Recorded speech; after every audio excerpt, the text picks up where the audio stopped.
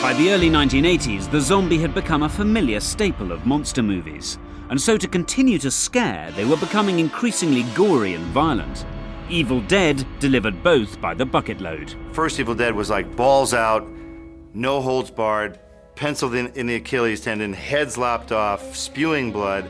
So inevitably, Evil Dead suffered public vilification and worldwide bans. The scary movie was about to cross the line. Evil Dead was probably the scariest experience I'd ever had watching a movie. There are some certain scenes in that movie that stay with you forever. 7 of hearts, you're right. Hey, Ash, I guessed the card right. Yeah, truly amazing, Linda. Evil Dead followed the familiar premise of the modern monster movie. 5 teenagers stuck in an isolated log cabin where, one by one, they would turn into blood-crazed psychopathic zombies. However, the ferocity of this film truly set it apart from its peers. 8 of spades, 2 spades, Jack of diamonds, Jack of clubs. All sorts of hell breaks loose. People die in terrible, terrible ways. People hack up their own girlfriends. But hacking up girlfriends was just the beginning of Evil Dead's orgy of comic book violence.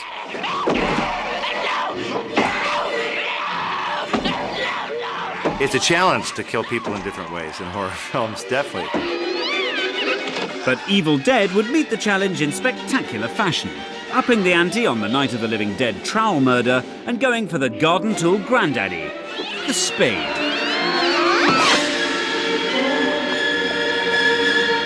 It's like the best episode of Scooby-Doo ever made.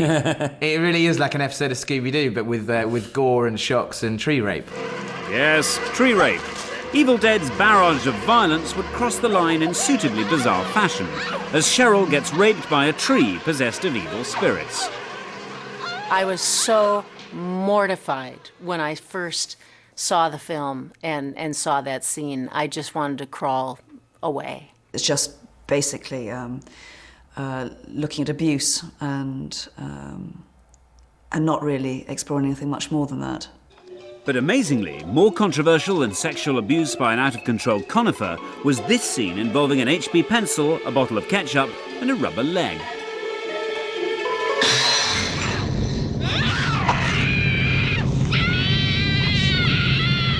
This was, boom, yeah, this is working it around. I feel that to this day. Every time I think of that, I go. Incredibly, on its release to video, this colourful selection box of sadistic torture, mutilation and death was deemed hugely offensive by the British press. And never one to make a scene, the British censor agreed. It's so good-natured, that film. That's what's so weird about it being held up as this kind of dreadful text. There's such an overlaying comedy on that nobody recognizes. Protesting against the ban, London studio Palace Pictures and director Sam Raimi went before the British courts. He had practiced this whole speech, and the judge was like, I don't need to hear from you. Anyway, onward with the case. And they won, Palace Pictures won, and of course that just sold all the more video units, because they went, what is this video nasty? I've got to see this video nasty. Evil Dead became the biggest-selling video in Britain of 1983, as bloodthirsty Brits revelled in scenes that Hammer could only have dreamt of. Can you ever have too much blood in a horror film? Well, apparently not. You say there can't be any more blood in this movie, and then they get it again.